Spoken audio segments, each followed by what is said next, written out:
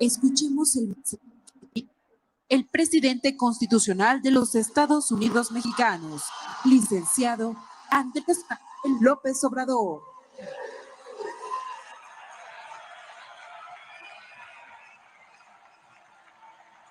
Amigas, amigos,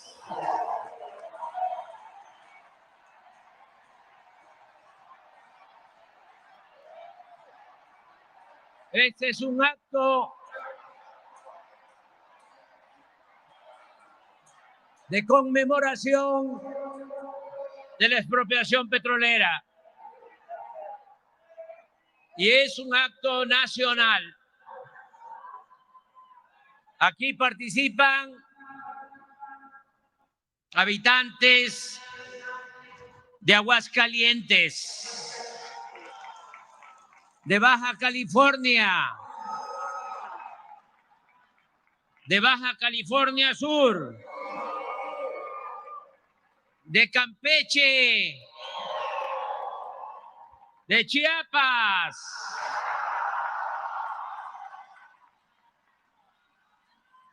Chihuahua, Ciudad de México,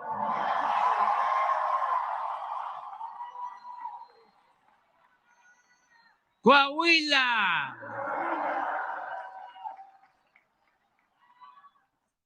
Colima, Durango, Estado de México,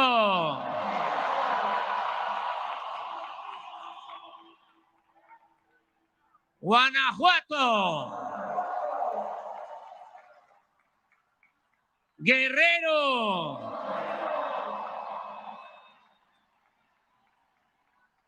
Hidalgo,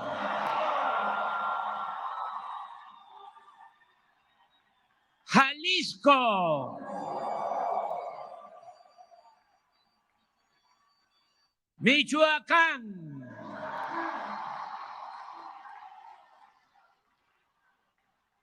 Morelos, Nayarit,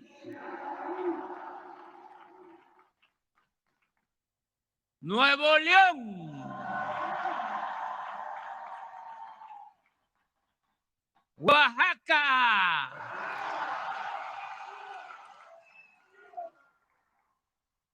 Puebla,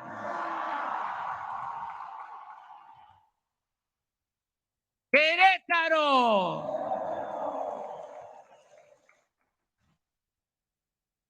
Quintana Roo,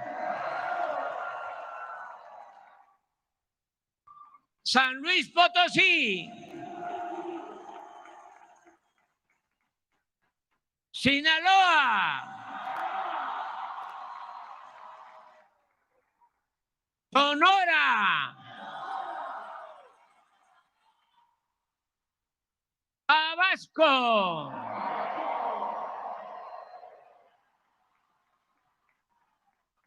Tamaulipas, Tlaxcala,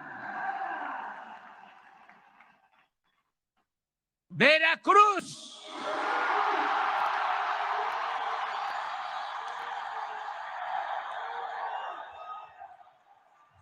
Yucatán,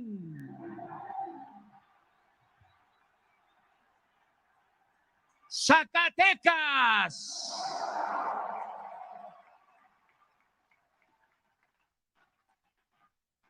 ¡Viva México! Amigas, amigos, a diferencia de Francisco I. Madero, quien para consumar su bello ideal democrático no pudo o no consideró indispensable reforzar sus vínculos con el pueblo, en especial con los campesinos zapatistas. El general Lázaro Cárdenas no dudó en apoyarse en los de abajo para hacer realidad su transformación. La estrategia del general puede resumirse en 3 importantes y consecutivas acciones. Primero, entregó la tierra a los campesinos y ayudó a los obreros. Luego, impulsó su organización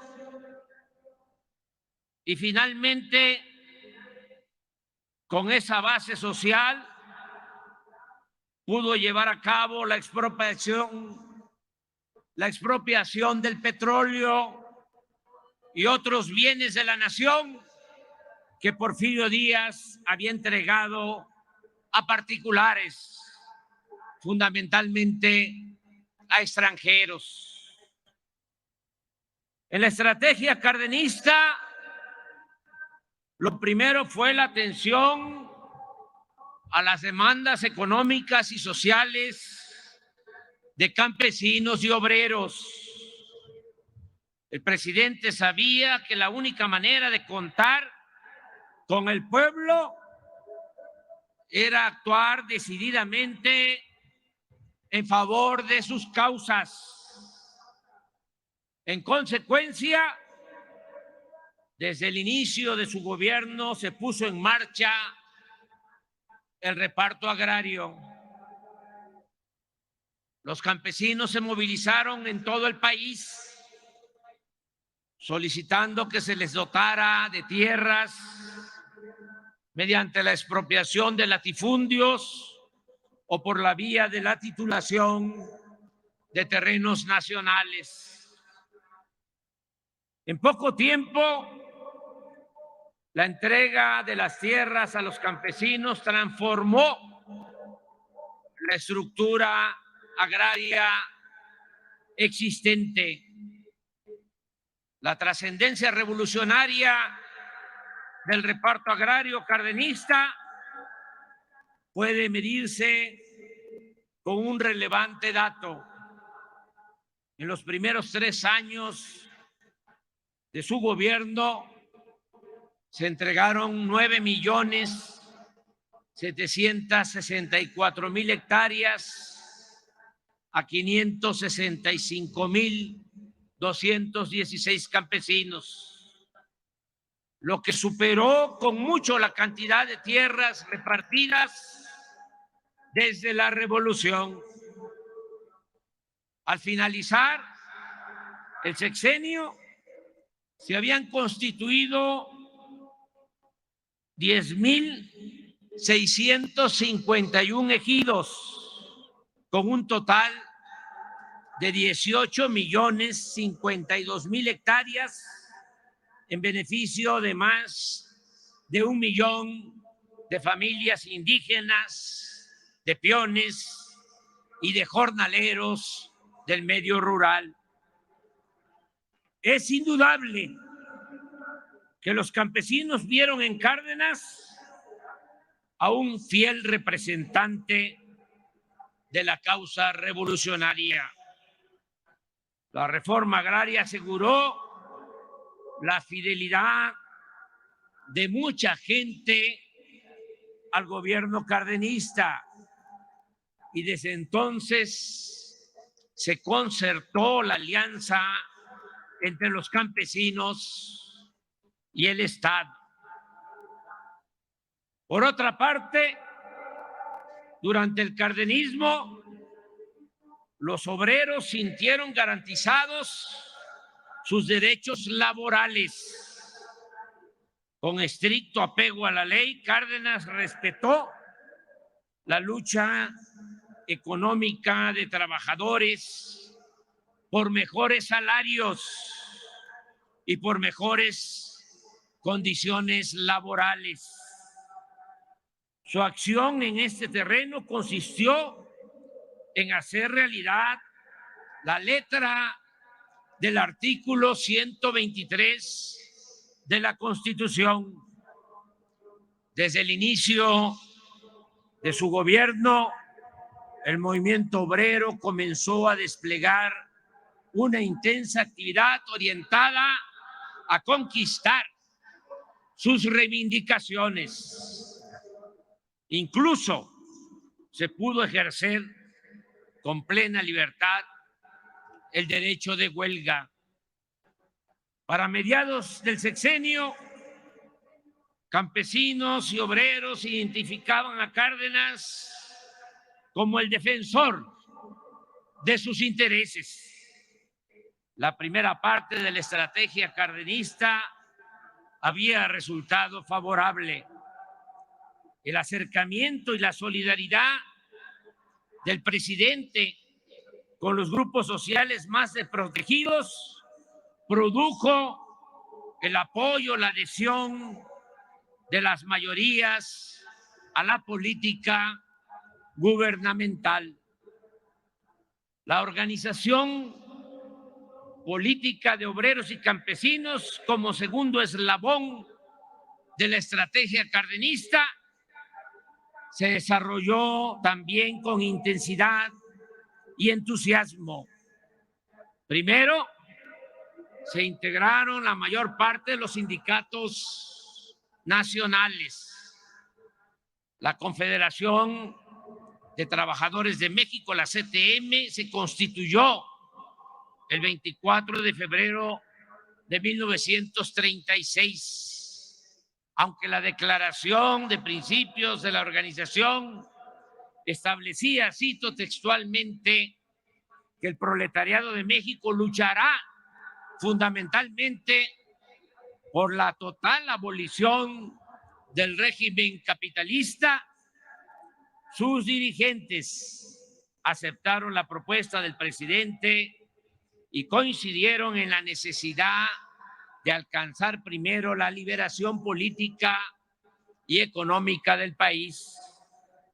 Bajo estos principios, el movimiento obrero apoyó decididamente al gobierno en su lucha por la soberanía nacional. Por su parte, desde el 9 de julio de 1935, el presidente Cárdenas recomendó iniciar la organización de los campesinos de México. Con ese propósito se crearon las ligas de comunidades agrarias en todos los estados del país y la integración de ellas con los sindicatos de asalariados rurales dio como resultado la constitución de la Confederación Nacional Campesina, la CNC. La organización y movilización política de las masas permitió avanzar en el propósito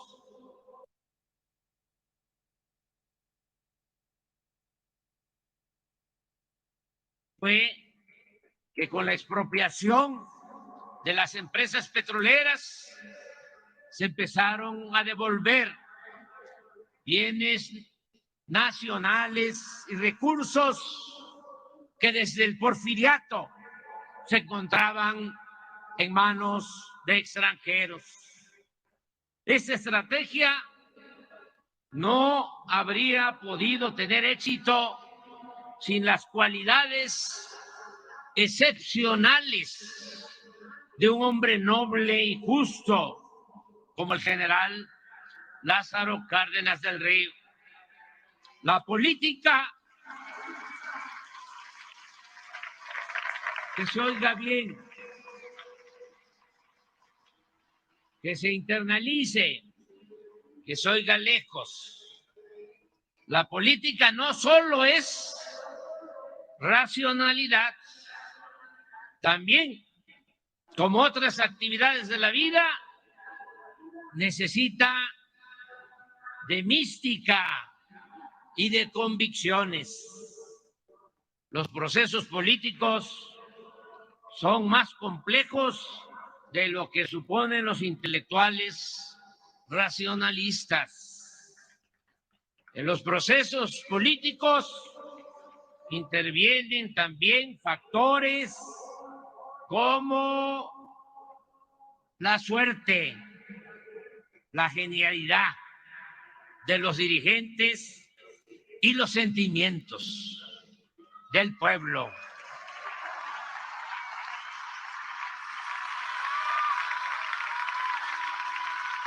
El general Cárdenas, a diferencia de políticos arribistas o de la élite, profesaba un sincero y profundo amor al pueblo.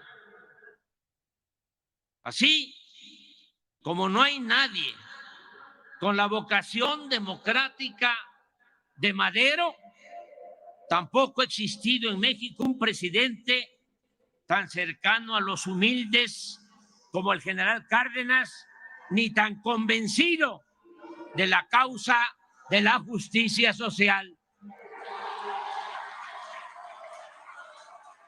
Por ejemplo, ya siendo presidente, ya en el poder, en 1935, escribió en sus apuntes lo siguiente: acabar con las miserias que sufren las gentes está por encima de todos los intereses. Y sostenía: viviendo junto a las necesidades y angustias del pueblo, se encontrará con facilidad el camino para remediarlas, aunque también confesaba con sabias y tristes palabras que había podido conocer el verdadero fondo moral de muchos servidores públicos al observar en sus semblantes el disgusto que les causa la demanda de auxilio o de justicia de las gentes pobres. Entonces pienso más, se lamentaba, en la tragedia interminable de nuestro propio pueblo. Para los jóvenes que quieren dedicarse al noble oficio de la política, lo principal es el amor al pueblo.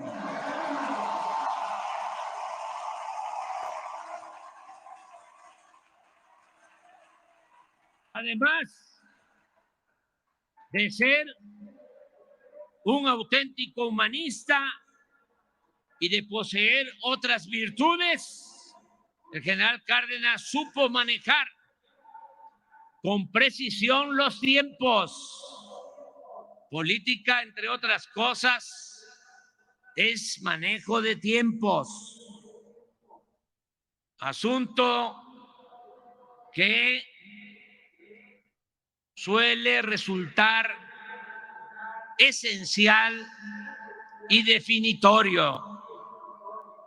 Unos días antes de anunciar la expropiación petrolera, anotó en sus apuntes que sobre la carretera en las cercanías de Cuernavaca caminó y platicó durante más de una hora con su maestro, amigo, compañero y paisano, el general Francisco J. Mújica.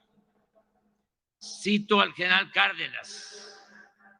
Dice: hicimos consideraciones de las circunstancias que podrían presentarse si gobiernos como los de Inglaterra y Estados Unidos, interesados en respaldar a las empresas petroleras, presionaban al gobierno de México con medidas violentas. Pero tomamos también en cuenta que se presenta ya la amenaza de una nueva guerra mundial con las provocaciones que desarrolla el imperialismo nazifascista, y que esto los detendría de agredir a México en el caso de decretar la expropiación. Entre otras razones, y aprovechando esa circunstancia, el 18 de marzo de 1938 se llevó a cabo la expropiación petrolera. Ese día, a las 8 de la noche, el general Cárdenas comunica a su gabinete sobre esta decisión histórica y 2 horas después da a conocer por radio a toda la nación el paso dado por el gobierno en defensa de su soberanía, reintegrando a su dominio la riqueza petrolera, que según lo escribe el mismo general, el capital imperialista ha venido aprovechando para mantener al país dentro de una situación humillante. El decreto expropiatorio establece en 4 artículos que pasan a formar parte del patrimonio nacional la maquinaria, las instalaciones y otros muebles e inmuebles de las compañías petroleras extranjeras, a las cuales se les pagaría la indemnización de conformidad con el artículo 27 de la Constitución y de la ley en la materia. La expropiación petrolera fue apoyada por la mayoría del pueblo. En las fotos de la época se advierte la presencia mayoritaria de gente humilde, hombres y mujeres indígenas, campesinos, obreros, maestros, empleados e integrantes de la clase media baja. Fue el pueblo raso el que apoyó y cooperó con el gobierno para el pago de las indemnizaciones a las compañías petroleras extranjeras. ¿Cómo olvidar que tantas mujeres pobres donaron para este efecto chivos y guajolotes y se deshicieron hasta de las humildes alhajas que poseían? Por esos días, desde la ciudad de Oakland, California, el trabajador migrante Cástulo Prado compuso la letra y la música del corrido del petróleo y se lo envió al presidente con la instrucción de que el gobierno destinara las posibles regalías de la obra al pago de las indemnizaciones. Una de sus estrofas reza así: Lázaro Cárdenas dice, sereno y despreocupado, al transcurso de 10 años todo quedará pagado. Tengo un pueblo mexicano que no me queda ni duda, desde el más niño al más viejo, todos me ofrecen su ayuda. En la mujer mexicana hay patriotismo y orgullo. Se deshace de sus joyas para ofrecerlas al cuño. Además de este masivo y contundente respaldo popular, el gobierno de Cárdenas contaba con otra circunstancia favorable. En ese tiempo gobernaba Estados Unidos Franklin Delano Roosevelt, un gran estadista, uno de los mejores presidentes que ha tenido ese país en toda su historia. Recordemos que cuando llegó Roosevelt a la Casa Blanca el 4 de marzo de 1933, Estados Unidos padecía una de las peores crisis de su historia y que como presidente Roosevelt supo enfrentar esa crisis con éxito y muy pronto le devolvió la esperanza a su pueblo, lo cual lo convirtió en uno de los más grandes políticos del siglo XX. En cuanto a su política exterior, recordemos que en un discurso memorable es el antecedente de los principios de la ONU. El 6 de enero de 1941 expuso al mundo 4 libertades fundamentales: el derecho a la libertad de palabra, el derecho a la libertad de culto, el derecho a vivir libres de miseria y el derecho a vivir libre de temor. La presidencia de Roosevelt aplicó la política de buena vecindad con los países del continente americano. En ese entonces se definieron los principios de cooperación económica y política. Se reconoció la soberanía de Cuba y de Panamá y se ordenó la retirada militar estadounidense de Nicaragua y de Haití. No es casual que el gran poeta Pablo Neruda lo llamara un titán de las luchas, de las libertades, un presidente gigantesco. La autenticidad de su política de buena vecindad tuvo su mejor ejemplo en el respeto a la soberanía de nuestro país. Durante los 3 periodos presidenciales de Roosevelt, las relaciones entre México y Estados Unidos fueron excepcionalmente buenas.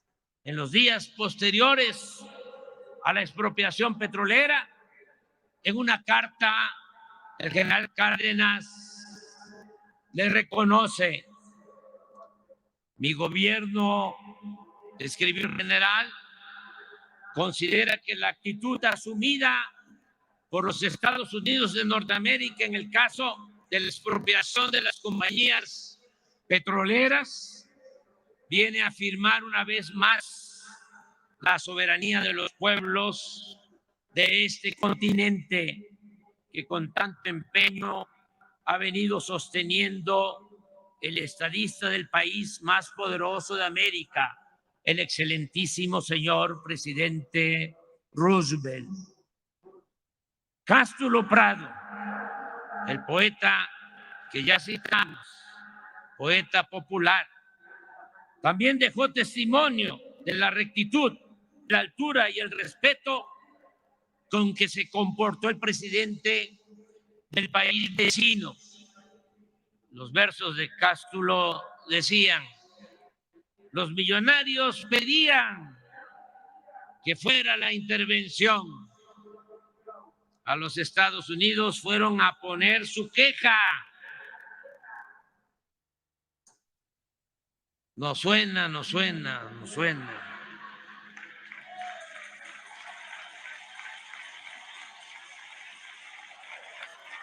A los Estados Unidos fueron a poner su queja para que de allí vinieran a proteger sus empresas. Roosevelt les dice: señores, yo aquí nada puedo hacer. El gobierno mexicano ha cumplido su deber.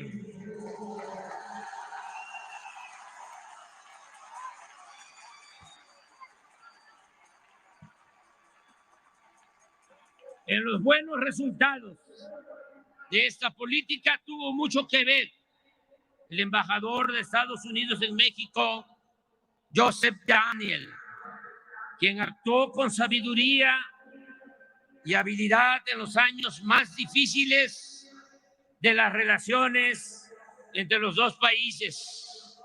Su postura acerca del conflicto petrolero se resume cuando sostiene que el presidente Cárdenas tenía razón al promover que la riqueza del subsuelo se convirtiera en parte de la economía mexicana y que la crisis petrolera se debía a la negativa sistemática de las empresas extranjeras a modificar su visión, pues consideran, señalaba Daniels, que los mexicanos nacieron para enriquecer a extranjeros y que Dios puso importantes recursos naturales en el subsuelo de México para aumentar las fortunas que se encuentran en los cofres de los explotadores y concesionarios.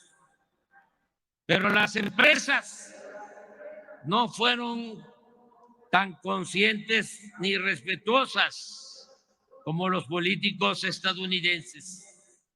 La nacionalización tuvo que abrirse paso enfrentando el boicot, las presiones y los actos de sabotaje promovidos y financiados por las compañías petroleras extranjeras.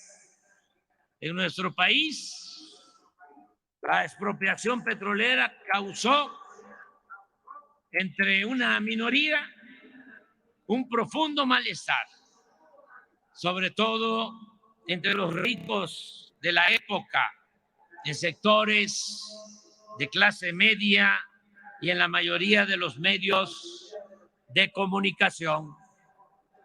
Es interesante, esta es una lección, destacar que históricamente la derecha siempre se reagrupa cuando se pretende llevar a cabo un cambio democrático y se torna de plano intolerante y hasta violenta cuando se trata de reivindicaciones sociales a favor del pueblo y del dominio de la nación. Recordemos que el derrocamiento del presidente Madero, nuestro apóstol de la democracia, contó con la intervención del embajador de Estados Unidos, pero fue ese derrocamiento llevado a cabo por grupos internos de la derecha que previamente habían promovido una campaña de odio y desprestigio consistente en ridiculizar al mandatario, al presidente Madero, en los periódicos, hasta el punto de tratarlo como loco y espiritista.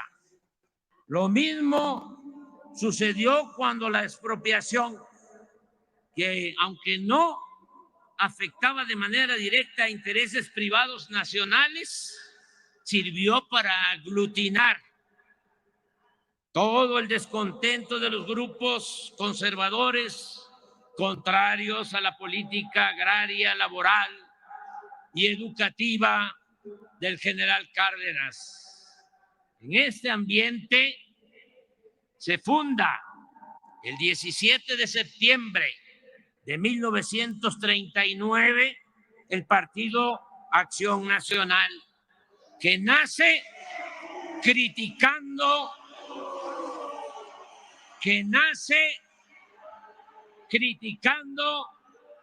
la expropiación petrolera. Digo esto aquí en el Zócalo porque no estoy mintiendo, estoy hablando con la verdad.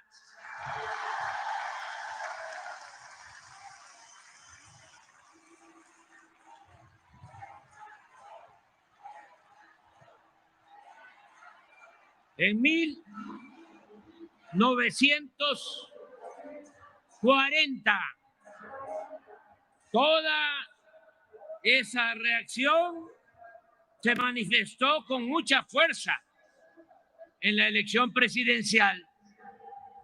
Era tal la oposición de derecha que el general Cárdenas tuvo que actuar con cautela y posiblemente eso influyó para que apoyara la candidatura de Manuel Ávila Camacho y no la del general Francisco J. Mújica, con quien tenía más afinidad ideológica y el cual representaba una mayor certeza de continuidad y profundizar la política social y nacionalista. Siempre se ha hablado de que el general no optó por Mújica ante el riesgo de una intervención extranjera.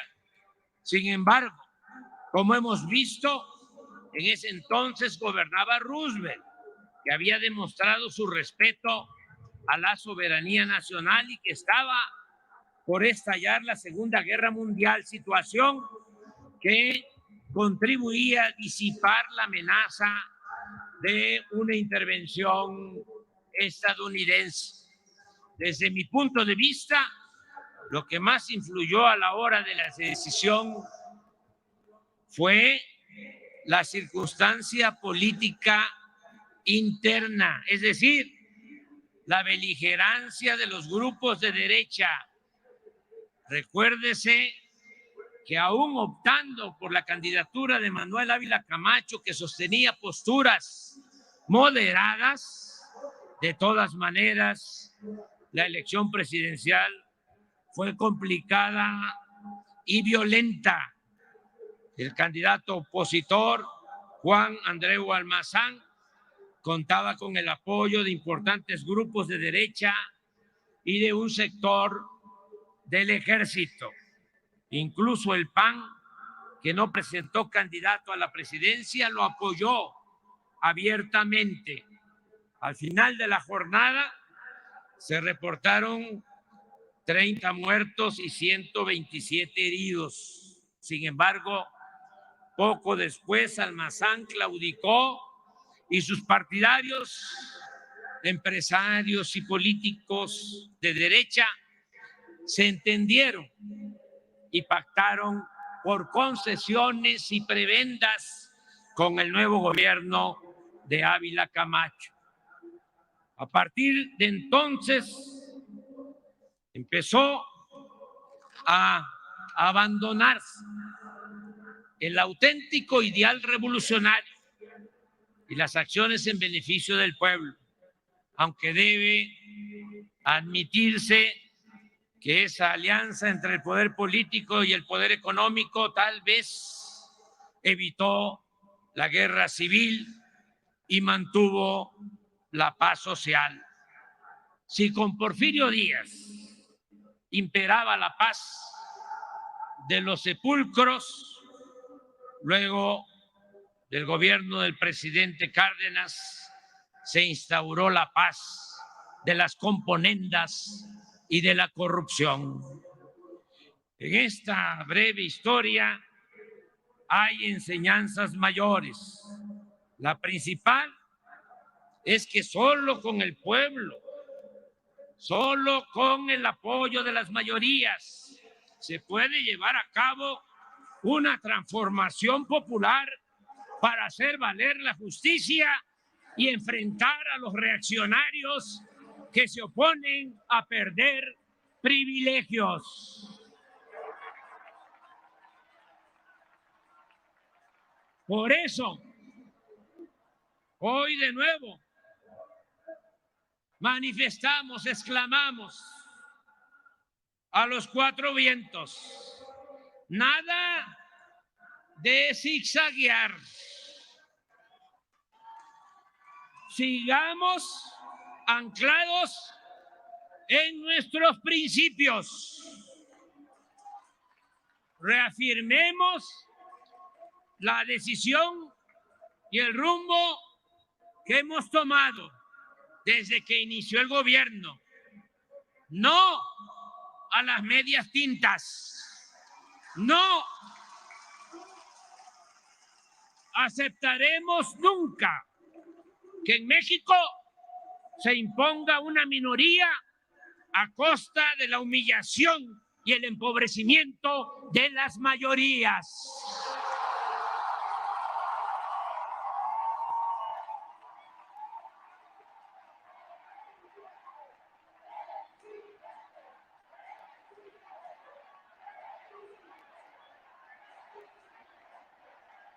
Por eso,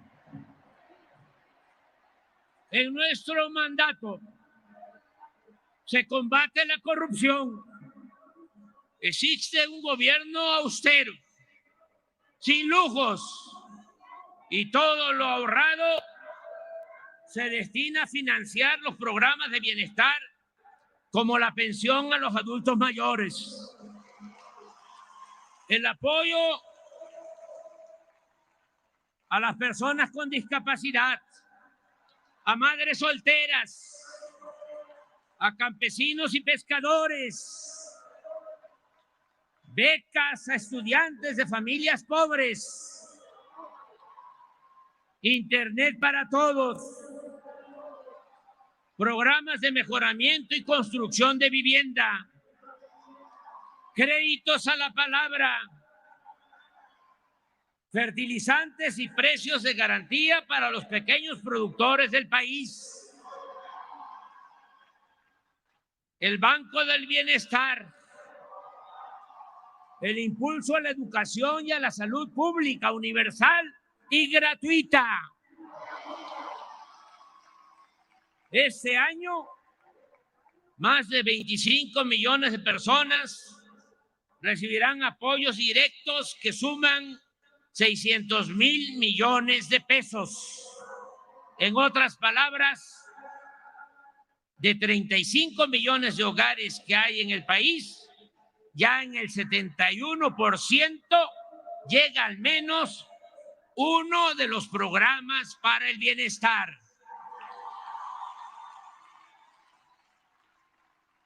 Con esta política de atención a los más necesitados, vulnerables y en especial a los jóvenes, también hemos podido reducir los delitos del fuero federal en 33%, el homicidio en 10%, el robo de vehículo en 38%, el robo en general 20%, el huachicol en 92%, el feminicidio en 28% y el secuestro en 76%. Asimismo, los ahorros por no permitir la corrupción ni los derroches presupuestales nos han permitido evitar más deuda. No hemos solicitado deuda adicional desde que estamos en el gobierno. Y al mismo tiempo, sin aumentar en términos reales la deuda pública, no han aumentado, no se han incrementado los impuestos. No ha aumentado el precio de las gasolinas, ni del diésel, el gas y la luz. Inclusive ha habido una disminución en el precio de estos energéticos. También se ha incrementado, como no sucedía en muchos años, la inversión pública. Este año se van a ejercer más de 1 billón de pesos en obras. Es decir, vamos a seguir construyendo carreteras, puentes, trenes, aeropuertos, hospitales, universidades, mercados, unidades deportivas, malecones, parques naturales, recreativos y ecológicos. Y estamos llevando a cabo algo muy importante, una amplia labor de recuperación y de restauración de sitios históricos y arqueológicos de nuestras antiguas y espléndidas culturas y civilizaciones. La hacienda pública es fuerte. La economía nacional está creciendo, en auge.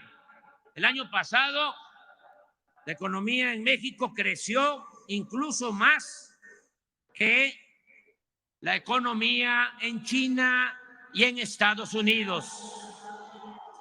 Hay un número sin precedente de 21.747.000 trabajadores inscritos en el Seguro Social. Nunca se había llegado a esta cifra de 21.747.000 trabajadores en la economía formal. También no se había logrado nunca un salario promedio de 525 pesos diarios para estos trabajadores de la economía formal. La tasa de desempleo del pasado mes de enero fue de 2.9%, la más baja desde 2005.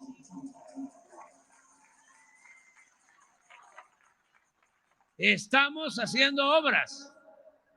Aquí mismo se está rehabilitando la línea que se fracturó del metro. Se están, desde luego, construyendo los trenes Toluca, Ciudad de México, el Tren Maya, el transísmico y muchas obras, muchas. ¿Qué está pasando? De que logramos, después de muchos años, que en Estados Unidos ofrecieran visas temporales de trabajo. Ya Canadá lo hacía y Estados Unidos no aceptaba. Ahora, con el cambio, el presidente Biden se logró, pero se están llevando a obreros calificados, a fierreros, se están llevando a soldadores que nos hacen falta aquí para las obras. Ya vamos a hacer una pequeña modificación porque primero es México y luego el extranjero. Pero esto demuestra cómo está la demanda de empleos en el país. En el tiempo que llevamos en el gobierno, el salario mínimo ha aumentado en 90% en términos reales. Y en la frontera más del doble. ¿Se acuerdan lo que decían los tecnócratas mentirosos? De que si aumentaba el salario iba a haber inflación. Puro cuento. Eso no es cierto. Claro que tenemos que ir mejorando el salario de manera responsable para fortalecer, como lo estamos haciendo, el mercado interno y así lograr el bienestar para nuestro pueblo.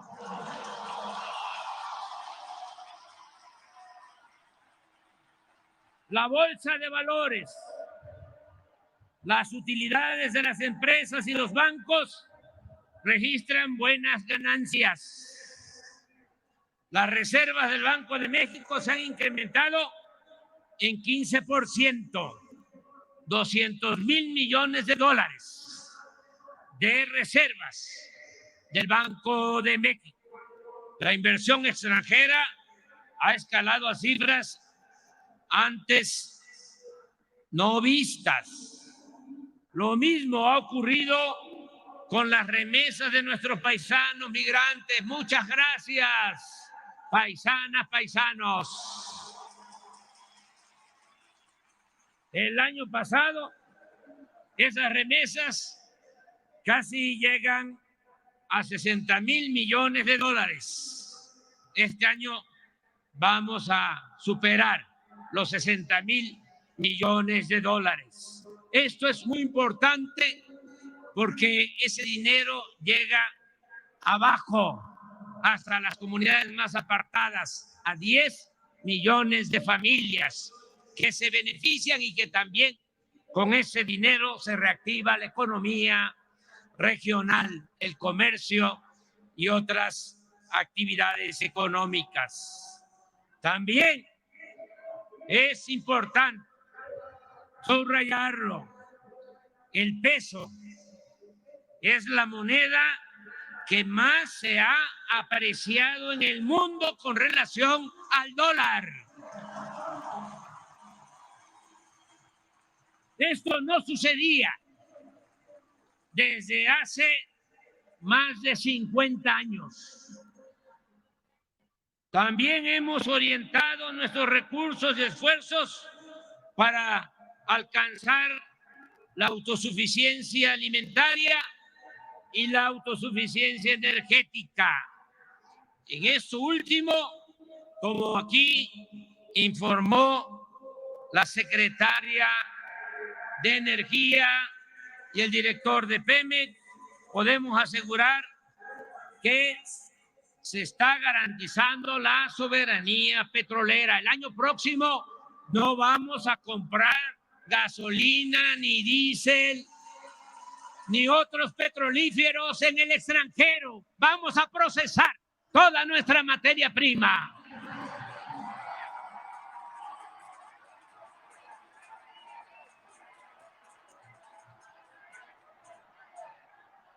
Se fortaleció la Comisión Federal de Electricidad, empresa pública encargada de administrar la industria eléctrica, y recientemente se nacionalizó el litio, mineral estratégico utilizado en la construcción de baterías para autos eléctricos y sistema de almacenamiento para las energías limpias. Me llena de orgullo poder recordar, bueno, hago un paréntesis para decir que ofrezco disculpas porque estoy tardando, pero ya estoy por terminar.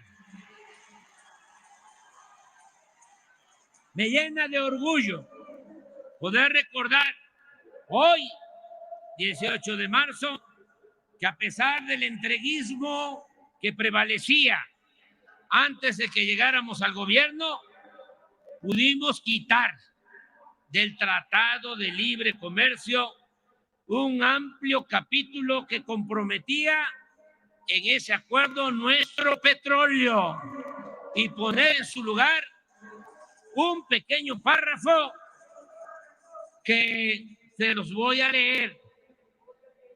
Dice: Estados Unidos y Canadá reconocen que México se reserva su derecho soberano de reformar su constitución y su legislación interna, y México tiene el dominio directo y la propiedad inalienable e imprescriptible de todos los hidrocarburos en el subsuelo del territorio nacional.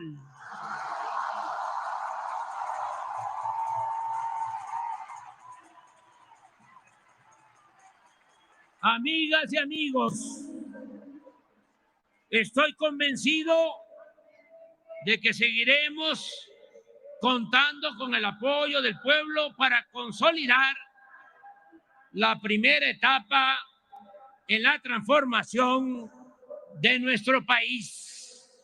También estoy convencido que cualquiera de los aspirantes que resulte triunfador en la encuesta para elegir al candidato de nuestro movimiento aplicará la misma política en favor del pueblo y en favor de la nación.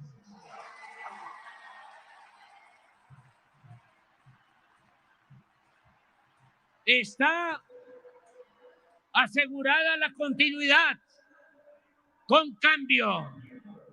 No hay nada que temer. Eso sí, tenemos que mantenernos unidos, mirando siempre hacia el porvenir y la felicidad de nuestros semejantes, trabajando desde abajo y con la gente, y sin descuidar la estrategia que llamamos acertadamente la revolución de las conciencias, para continuar avanzando en el cambio de mentalidad, para seguir politizando a nuestro pueblo, y de esa manera, con un pueblo cada vez más consciente, y en eso hemos avanzado mucho. México es de los países con menos analfabetismo político en el mundo.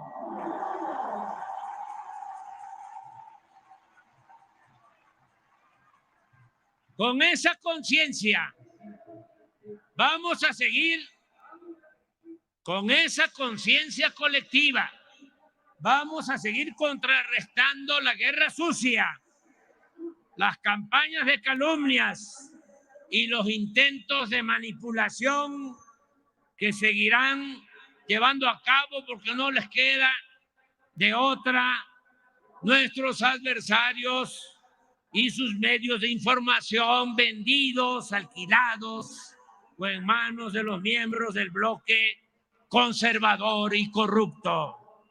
Pero al mismo tiempo debemos tener fe en la sabiduría y en la lealtad del pueblo. El pueblo no traiciona. Recordemos que el triunfo de la reacción, como decía Juárez, es moralmente imposible. Estamos constatando que la idea y la práctica de exaltar el humanismo mexicano es eléctrica y está llegando a la conciencia de millones de personas.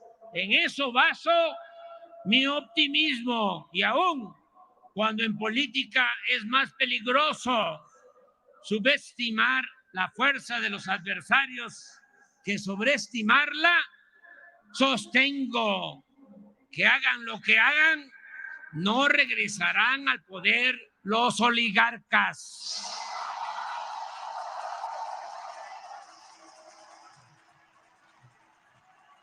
Continuará prevaleciendo en nuestro querido México una auténtica y verdadera democracia.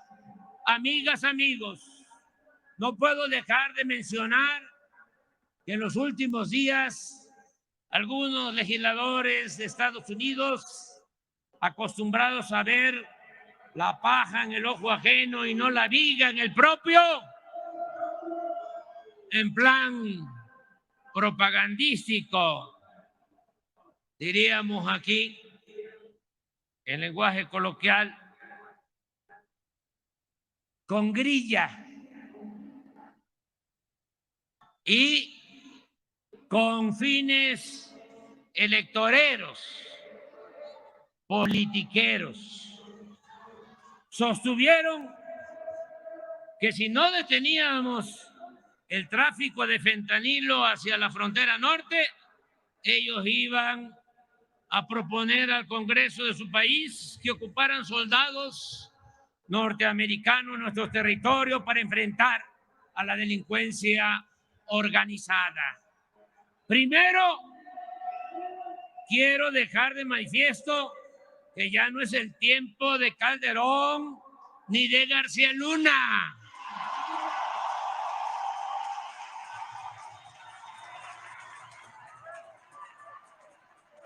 que ya no es el tiempo de los vínculos turbios entre el gobierno de México y las agencias del gobierno de Estados Unidos.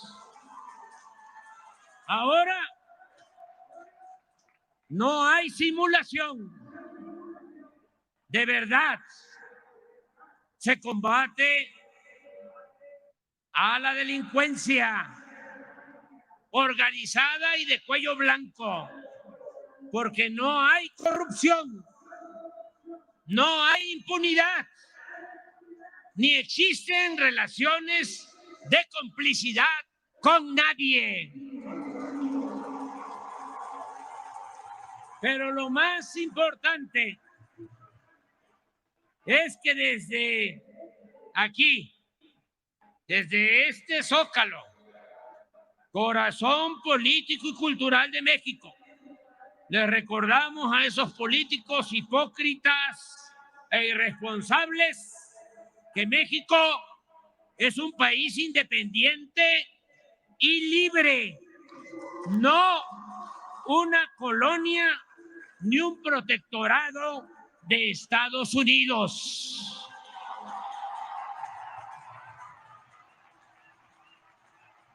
Y que podrán amenazarnos con cometer cualquier atropello, pero jamás, jamás permitiremos que violen nuestra soberanía y pisoteen la dignidad de nuestra patria.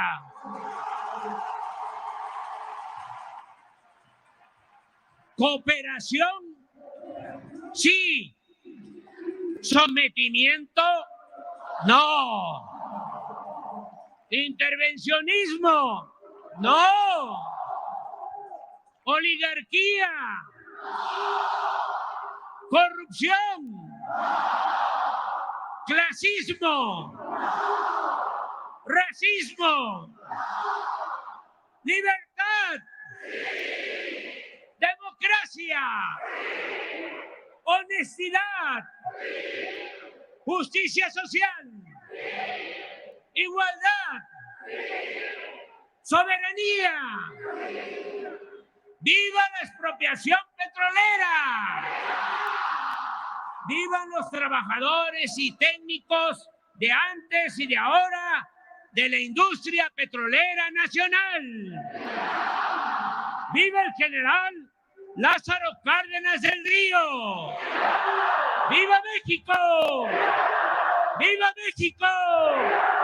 ¡Viva México!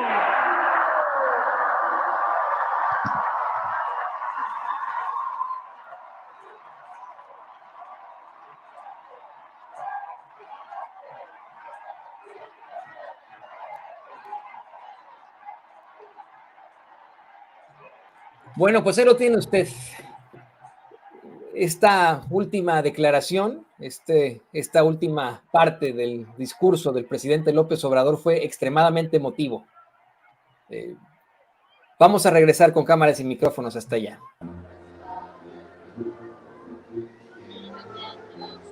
Concluye este evento invitando a todos los presentes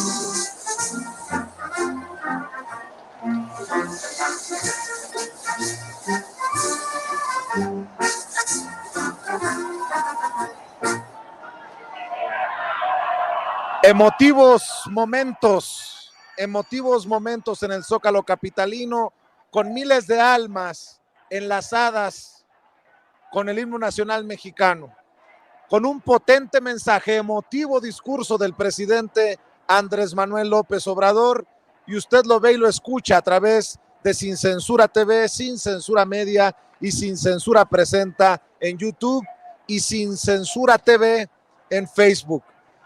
Quiero agradecerles por confiar en nosotros, por estar al pendiente de esta cobertura especial a la que se suma el doctor